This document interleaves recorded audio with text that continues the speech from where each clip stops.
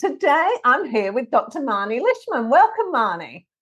Welcome. Thank you. Thank you for having me. I'm actually really excited again to talk to you. You're a psychologist, a health and community psychologist. You're an author, a wellbeing and mindset coach. You're a keynote speaker, a media commentator, and you're also Channel 9 Perth's resident psychologist as well. Yes. A little bit geeky, but that's okay. That really intrigued me about your website and what you do is you specialize, I don't know whether that's the right word, in adaptability. Yes. Well, I think a lot of psychologists, people come to us, don't they, because something is going on for them. It might be something in their life that's happening to them, or they're just ready to do a little bit of changing in the way they're thinking, or they're not happy with the way they're feeling. So often I think innately adaptability comes into that. But I think in the last few years, I've spent a lot more time giving people the formula to be adaptable because there's been so much disruption in the world. So I think, that's my special kind of little niche that I've been spending more time with than I've ever been. Yeah, over the last 3 years in particular, because we've been required to be massively adaptable. And a lot of people have really either become upset about it or dug their heels in and just gone, no, I don't want to do, that's my version of it. Yeah. No, I don't want to do this. Is that a normal reaction? And why do we have that reaction? Because it's change, isn't it? I think a lot of us, whenever change is imposed on us, and I think it was safe to say that none of us wanted the pandemic to happen. So especially in the first few, if you can remember back to, I think it was like March 2020 or February, and there was like rumblings around the world. I think there was trickles happening in the year before, wasn't there, where we were watching on the news this virus, and as it came closer and we were seeing numbers go up, then I think a lot of imposed change was coming from the government and then filtered through to our workplaces, and then we had to change a lot with what was happening in our own homes and our own routines. And I think people, their psyche was so affected by that. And like you said, people either kind of was just like resistant completely. And we know that mental health and wellbeing was massively impacted because if change isn't our idea and we can't predict what's going to happen as a result of the change, we can't almost reconcile it in our head. And I don't think it's many of us that are very good at going with the flow and trusting the process. A lot of people had a really, really tough time going through that, and they're still recovering, I think. Still recovering now from all the disruption. Very much so. I completely agree with that. I don't know, I'm the kind of person, I've got ADHD vibes, I reckon, because I'm like, been in this house 2 years, time to move. I'm that kind of person. Yes. And I think people like me adapted much more easily because we do self-impose change fairly regularly just because whatever. Exactly. Yeah. So I think people are quite naturally psychologically flexible and adaptable. Other people just need a little bit of time to get used to it because often we don't realise that we're stronger than we think until after the fact. And so it's quite panicky initially until you realise that you can actually do it. But so I think everyone's quite different, but I think we're probably wired as human beings for change to take time and us to be in control of it almost.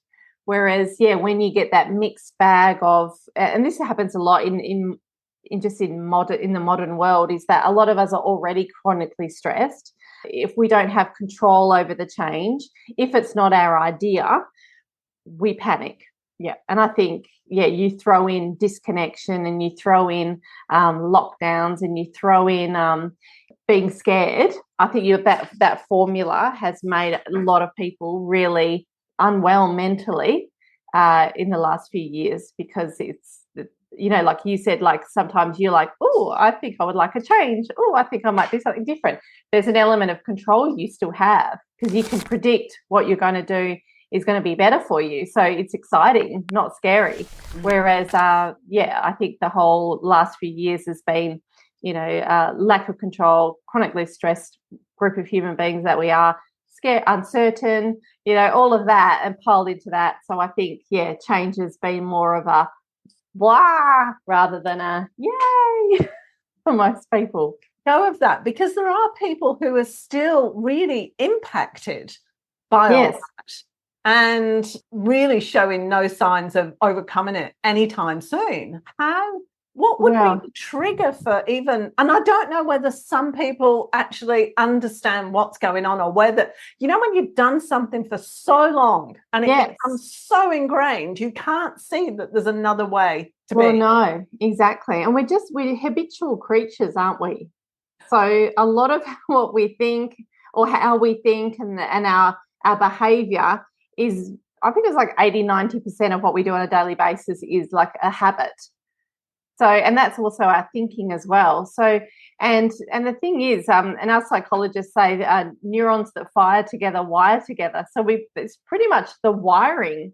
So for newness to happen, or for us to create the new, it really requires a lot of thought, doesn't it? Because the wiring often isn't there. So a lot of us don't have those rituals in place to actually think about what we want next, or think about the endless possibilities that could come from change. Like, we just don't have the time. We're very reactive human beings rather than being proactive. So I think going forward, and this really probably even starts, I do this with adults, is teaching them to think creatively about designing their life going forward, and how exciting that can be, rather than doing the same thing day in, day out. I think it's something that we need to start teaching our kids, and I think a lot of people are, to actualize their own ideas and do things differently, and being innovative and all of that, because life's going to change at any point for all of us. We all have to go through stuff that we didn't ask for. So how do we make sure our mindset is psychologically flexible to be able to deal with that? And it's interesting because because we are habitual creatures, as we get older, the possibilities for us that we can see, because we've built up all these habits over the years, seem to get smaller and smaller and smaller. Well, exactly. Yeah, because the brain actually, if you don't use all the parts, most of us don't use all the parts of the brain, so I'll rewind a little bit, because it's such an unknown organ, isn't it? Like, it's so undiscovered of what capacity it has. But our brain prunes itself. So if you're not, it's use it or lose it, basically. So that's why I think as people get older, they end up having those same routines, and you ain't be messing with those routines. Whereas when we're younger, we're a little bit more open to new experiences. But I think we have to make sure that we're constantly learning and keeping our minds open, so that brain doesn't prune away, and then all you're going to do is the same thing every day and be really inconvenienced. And also mentally really struggle if someone tries to make you do something differently, right? Because then that's when you're not flexible, and that's when you're not adaptable, and then you will panic. I mean, there's even a saying that goes with it: you can't teach old dog new tricks. Well, you can. I just find that, honestly, I want to slap somebody when they say that, because stop, you're just limiting yourself. But sometimes people will use that as a really great excuse not to do anything. Well, I've been doing this way for 50 years. Yeah, exactly. Yeah. And you're going to be really left behind, I think, if you have a mentality like that. Yeah. So it's about openness, isn't it? Openness to new experiences.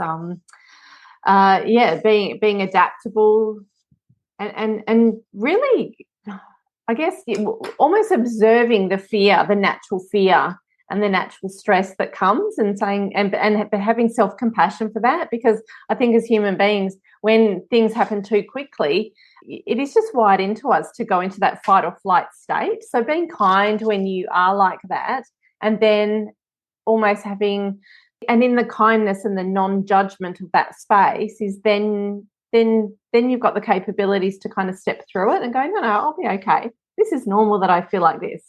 I have a right to be panicked about this, or I have a right to, be grumpy about this change, but hey, let's think about what could happen. What is the possibility here, and try and step into that a little bit rather than being scared or angry about it.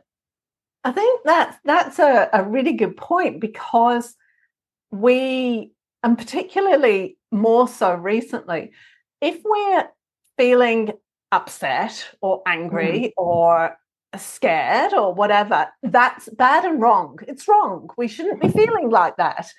We've got to aim for the happy feelings. We should be feeling good. And so there's a real judgment about our own emotions that come. And I wonder how much resistance to change comes from that. Oh, well, that doesn't make me feel good. I feel happier doing this. Yeah, exactly. Yeah, this is the thing. And I think a lot of us have been trained to, or conditioned, I should say, because it kind of happens more informally than that, to only show our positive emotions. I mean, you just have to look at any traditional media or social media, and it's all about buy my stuff and it will make you happy, isn't it? Like everything. So it's all like happiness. But yet the negative emotions we're often shown to. Sorry, I've got a dog in the background. Can you hear my dog? Yeah, there you go. She's showing a negative emotion because there's probably like a postie or someone coming to the door. She's in touch with her emotions. Which is a good thing. This is my point. Yeah, I think we've been conditioned from a very early age to show the positive emotions, happiness, joy, surprise. That's okay to show. But anything that we perceive as a negative, we've kind of swept it under the rug. But those negative emotions are extremely important because they're giving us valuable information, aren't they, about the context of our life? And once we listen to those and process them and show them in a socially acceptable manner, then we can do something about why we're feeling like that, which is a powerful thing, isn't it? Like, you're supposed to be angry and you're supposed to be sad and you're supposed to feel shame and you're supposed to feel regret and you're supposed to feel guilt, and that's for a reason. It's good for you to feel that.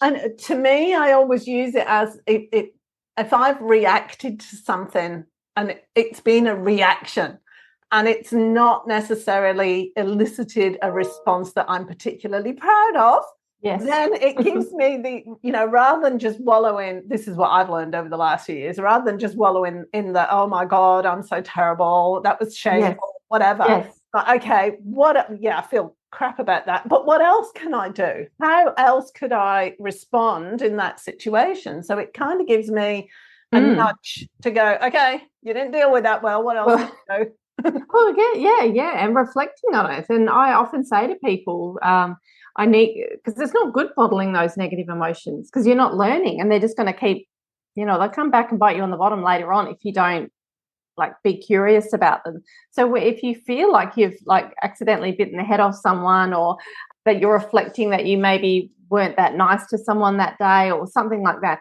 that's really important to sit in that, and that feeling, we know what the feeling is, don't we, in response to those emotions, and sitting in it and going, well, why do I feel like that? What's that about? How am I interpreting what's going on? Can I learn from that? Or if I'm stuck with the emotion, can I cognitively interpret what's going on differently and change the way I feel? So all emotions, every single one of them, are extremely valid, and they're there for a reason. But once you have them, you've got to ask yourself, is that something I can do something about? Obviously, when it's a positive emotion, you probably just want to keep it and you don't really need to reflect too much because it's like a nice emotion because it feels good. So that's often telling you to repeat what you're doing. But if it's a negative one, go, what kind of emotion is this? Can I do something about it? If I can't do something about it, can I interpret what's going on differently, cognitively with my mind? Or can I do something to change the way I feel? So, for example, if you're really, really angry and there's nothing you can do about it now, you can't change it because you have a right to feel angry and you can't problem solve it, then going for a walk might shift that. Or, spending time with your kids might shift that. Or talking to a lovely friend on the phone might shift that. So you can always do something with those emotions and then try and get back to a nice, homeostatic state and then get on with your day. All of them important. How do you, my brain went off on a little tangent here, which it tends to. Where does boredom come into that? Because we were talking earlier about adaptability and people alluding to people being stuck in a rut, Yes. same thing over again. And when you're in that situation, you tend not to be present to what's actually going on. Where does that come into this? Well, boredom is an interesting one, isn't it? Because it's often we don't want to feel bored, but so this is the thing, is that you got to think of, like, because I'm constantly talking to people, especially in this busy world, that they need more time just to be in the present moment and just be, or do tasks that are undemanding but engaging, because that's very good for our brain because it gives us a space to think. But boredom's another one, because that's undemanding, but you're not actually getting any sort of benefit. You know the difference? I don't know if you've ever meditated. Yeah. So meditation isn't boredom, or walking out in nature is not boredom, is it? But boredom is about you're partaking in something, but you're not actually getting anything from it.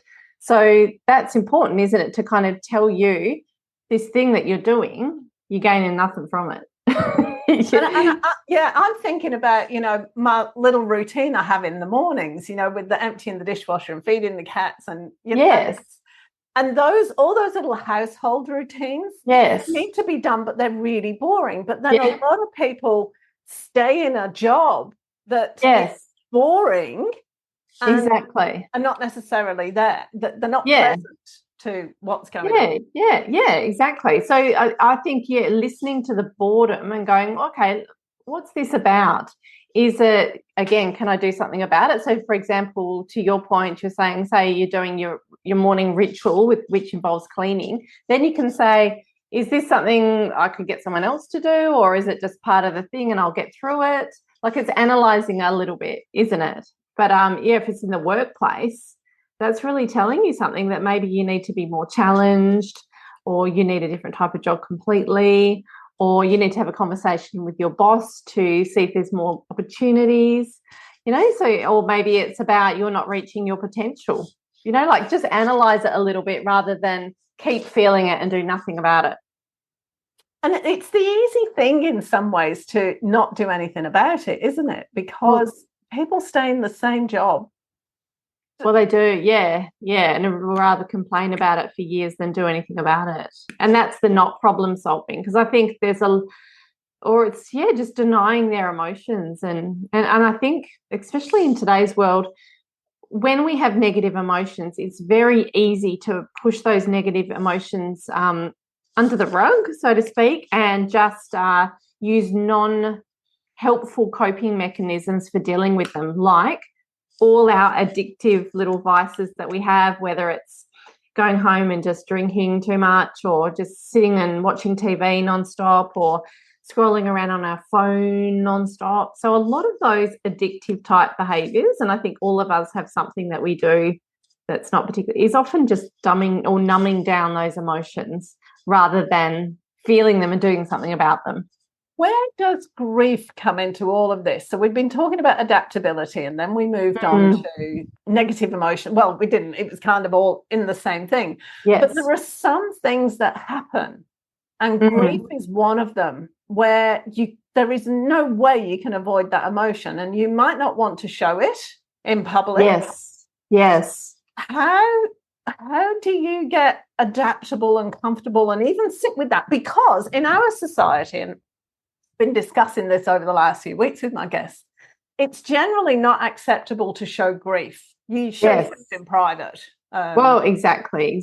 And in Western culture, it's like that, isn't it? And it's not. It's actually not good. Like in lots of cultures around the world, grief is it's not celebrated, but it's acknowledged, isn't it? It's acknowledged, and there's a lot of ceremonies around that, and there's a lot of connection with others that actually help the grieving process. Whereas in a lot of Western cultures, there'll be loss, so we'll grieve a loss of something, and it might be someone passed away, or we're grieving the loss of, it could be a job, or something that we no longer have. To actually process that we actually need time, and we need to talk about it and acknowledge it. And that takes time, a different length of time for everyone. But a lot of us are trying to life hack it and almost feel it and then just move on and not sit in it. And that's not particularly helpful, because then it stretches and because it stays in there. And it often will take longer to get through something, because we'll store it away like a squirrel storing nuts, and it will crop up if we're triggered like 5 years down the track or 10 years down the track. So we've got to hold space for that. Another weird term our psychologists use, we have to sit in the thickness of the pain of that emotion, and eventually we will come out of it with learnings, because grief gives us learnings, doesn't it, about our life going forward. It's interesting, because I was just thinking, where does grief fall into this whole spectrum of always head for your happy place? You know, always, I can't remember what the term is, you know, but always go to what makes you feel right. Always go towards follow your bliss. Follow your bliss. That's it. So are you meaning in terms of trying to get through grief? Yeah, like if you've experienced something, your spouse has just died, or your pet's just died, or something massive. Yeah. And you're all into follow. A good example. Here's a good example. A few years ago, a friend of ours had got divorced, and his wife was stopping him from seeing the kids. And him and his second wife came round to our place, and his second wife was like, "Oh, look, it's all good. It's all good." I'm like, well, it's actually not. Number of levels, it's not all good. Yeah. And because there was no acknowledgement, or it was glossing over the way our friend was feeling, and the way possibly his kids were feeling, and everything. It's sometimes not all good. Well, exactly. And I think, it's interesting, isn't it? Because I think you can even entwine in all this, that facade a lot of us put up quite naturally. Don't we? And that's why vulnerability, you know, people are talking so much about vulnerability in the last decade and how important that is. So I think we are moving now into human beings, I think we're coming off the back of lots of fakeness and inauthenticity on social media in particular in the last probably 20 years. But now we're moving into an era of what we want, realness now. We want people to talk about their feelings and what they've gone through, and we want to hear stories of adversity, and we want people to say how they feel, because we all have that. So I think we don't want a facade anymore, because we're realizing that that's not healthy for any of us. And we're comparing ourselves with people on social media that are showing a perfect life when we know that we're quite imperfect. So I think, to what you were saying, is that what we want now is people showing all of their emotions. And when we don't show all of our emotions, it's actually not healthy in the long run at all. And it's not giving us a chance to do something about how we feel. And, you know, like I was saying before, all of the emotions are very important pieces of information about the context of our life and something that has happened. And we need to take the time to kind of play around with that and go, what is this feeling, and why do I feel like that? And then it informs us about what we want next in our journey in life. And if you don't give yourself time to do that, you're just going to brush over things. And we also know emotions are connected to our physical body. So you don't want to be storing those emotions, those negative emotions, and not doing anything about them. You don't want to be storing them away and getting an ulcer or something else.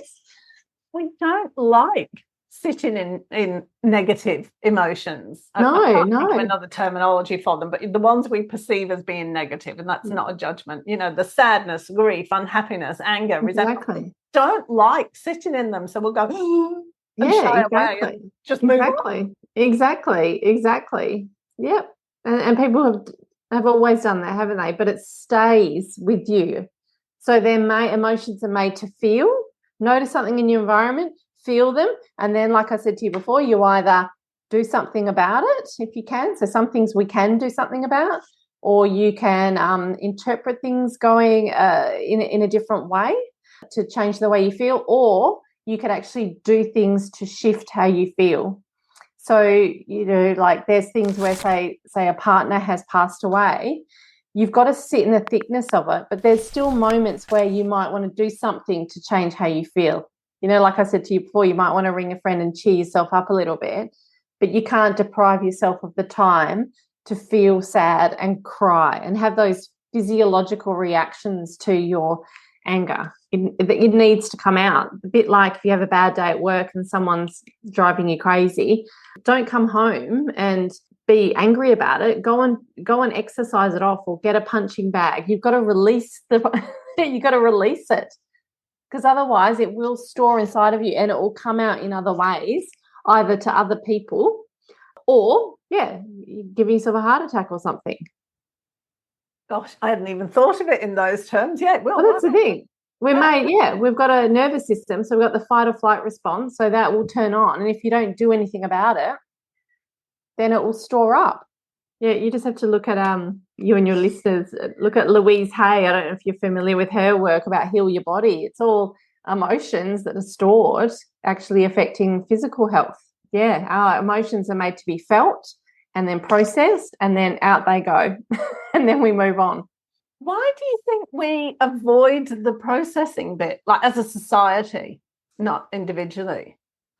Yeah, I think, well, I'm not be good to talk to an anthropologist almost about this, but I think, probably when we moved from an evolutionary perspective, moved more into groups, into packs over time, is that there were certain emotions that were good to show the pack and some to keep away from the pack.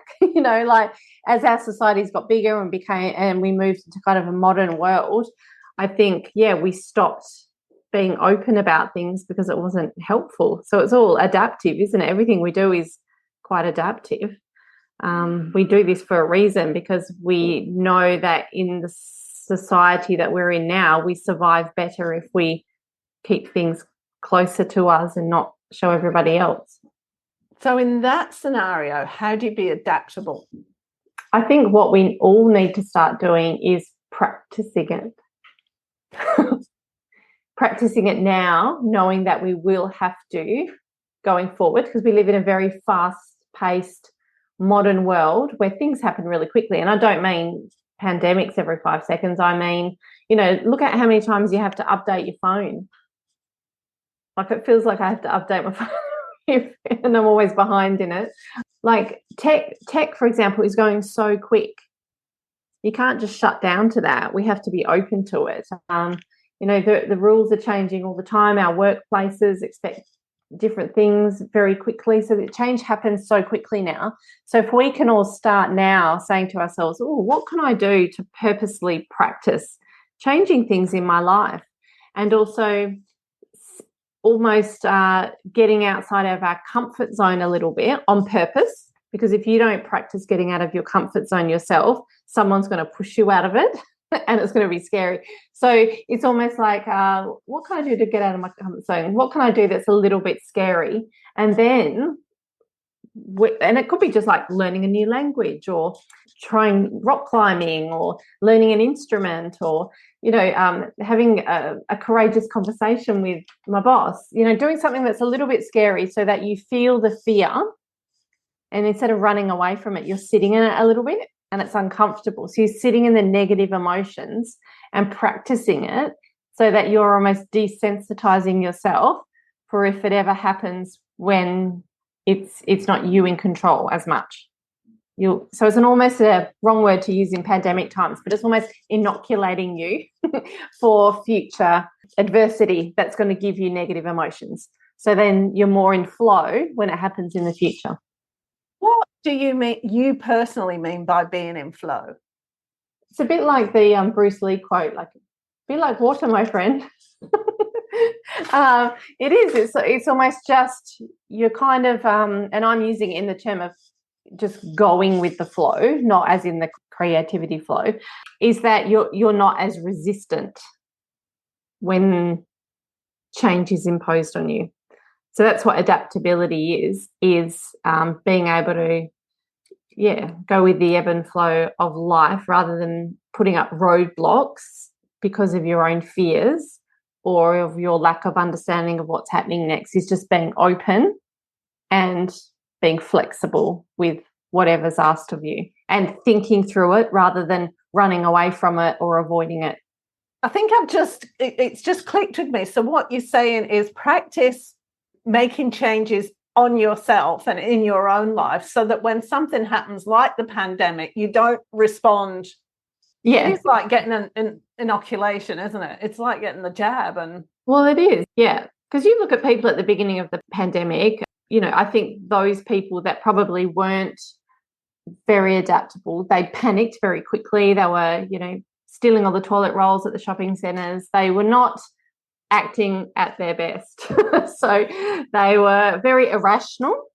And I'm sure looking back at that now, they were like, probably should have not knocked people over at the shops to get trolley full of toilet paper. But in that heated moment, they were frightened. They were uncertain. They didn't know what was happening. And their brain went into that fight or flight state, which would have made them, those negative emotions would have been full throttle. So, but their thinky brain obviously turned off a little bit for their own survival.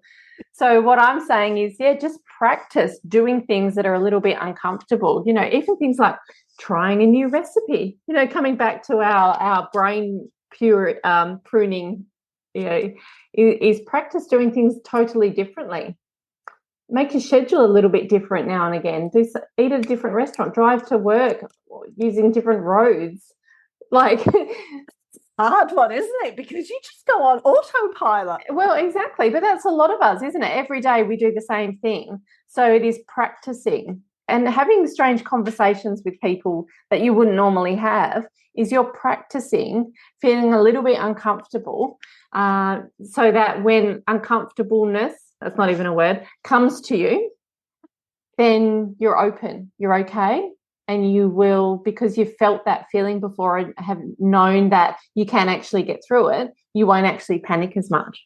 Why? Because some people have definitely stayed in that fight or flight mindset. They're still in it now from the start of the pandemic.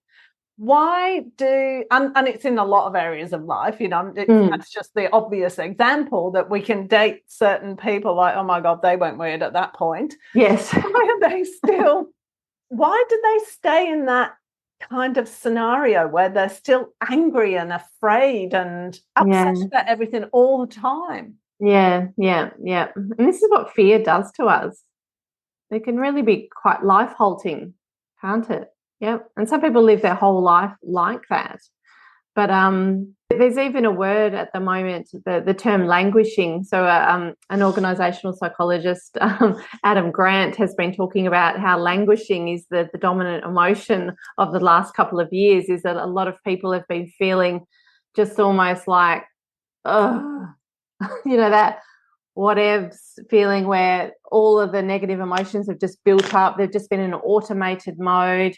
They haven't been doing all the things that they know that make them feel better. And he warned, he said, we need to really be careful of people who are languishing, because they're just almost, just getting up and doing the same thing every day, but just holding on, and they haven't processed everything that's been happening. And we've really got to be careful. And that's a lot of us, that we start looking after ourselves and almost going within a little bit and trying to find meaning for us in terms of what's been happening for all of us.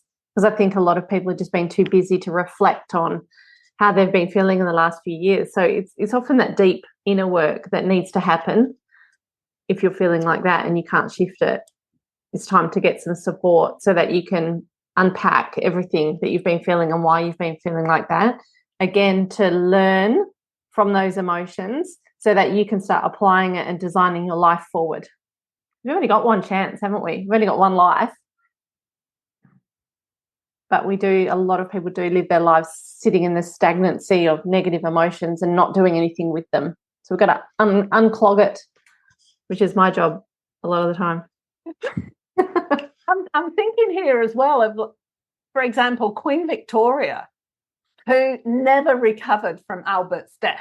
She wore black for the rest of her life. She was in mourning for the rest of her life. Yes. That's somebody not moving on. Now, it's okay for us to point a finger at that person and say, you really need to get on with your life. But how do you actually have that conversation with a person to say, what is it you're feeling? why are you behaving like this? Or not even, I mean, how do you start that conversation? There isn't a right way to start that conversation, I can think of. Yeah, I don't know who was chatting to Queen Victoria at the time, but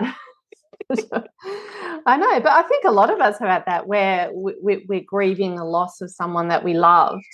And this is the thing, it depends what our culture's doing. Is it allowing us to? And I think it would be safe to say that even what we witnessed in the last few months with the royal family, they had to kind of get on with some of the grief, didn't they? They had to kind of push it aside and get on with the protocols, without the actual suffering. So I think, we've really got to think about just sitting with people, and it comes down, I think, a lot to empathy. The empathy to sit with someone, notice how they're feeling and notice the grief, and sit next to them and say, yeah, I'm here by your side. I can see what you're feeling like. Do you want to talk about it? You don't have to say the right thing. You can just sit with people in the thickness of how they're feeling and just validate it. And often that will open up a conversation for people. Rather than judging them, which is what I like to do. Oh, no. Yeah, but I think we all do that, don't we? Quite naturally, is like you think, oh, you should be getting over this or you should be doing that, but for whatever reason, people don't. So it's not until they start talking about it and getting it out and validating their own emotions and finding meaning in what's happened. And it will never be on our timeline; it'll be on theirs. So that's why, I think just opening up the conversation, allowing them to talk. And through talking and being vulnerable themselves, they will often find the answer that they need, but that needs to come from them. I've forgotten where I was going to go. I had another question lined up and it's just blown away. So, that was the other place I was going to go. One of the, going back to grief as well, I know this isn't necessarily your area of expertise, but going back to grief, we are very judgmental we don't accept that grief isn't just about somebody dying. You actually said it yourself. It might be grief over the loss of a job, or grief over you had a big car crash, and there's all sorts of different griefs that we don't necessarily acknowledge. And how much do they hold us back? Because if they're not acknowledged even by ourselves as being grief, it's is it gonna anchor us there and stop us? It's gonna stay there. I really believe it does. Like I was saying, it's really important for us to feel an emotion because that's telling us something, and then we've got to do something about it. Otherwise it will stay. And you hear people nowadays, they talk about the word triggered. I'm triggered. Triggered. Yeah. Triggered. Yeah. He triggers me, or, someone will pass away and then they're triggered. And triggered actually means you're feeling an emotion right now in response to something that's happening that is triggering emotions that have been locked away from the past. And then bonus is that it's brought right to the present moment, right? So not only are you feeling the thing that you're feeling now, but it's bringing back all the emotions that you still haven't processed from a very long time ago. Yeah, because new wounds trigger old wounds. And if you haven't cleaned that old wound properly, it's all going to come right now. Yeah.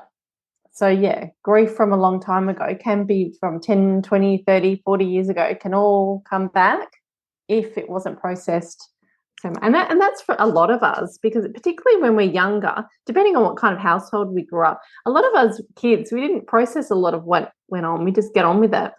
And depending on what our parents and how they treated us in terms of allowing all emotions, or so I think a lot of us were, particularly, I guess, and a lot of men were taught not to cry. And, a lot of us grew up, I know I grew up, don't be angry, or don't be ridiculous, like those sorts of things. So we learned very early to show some emotions and not others.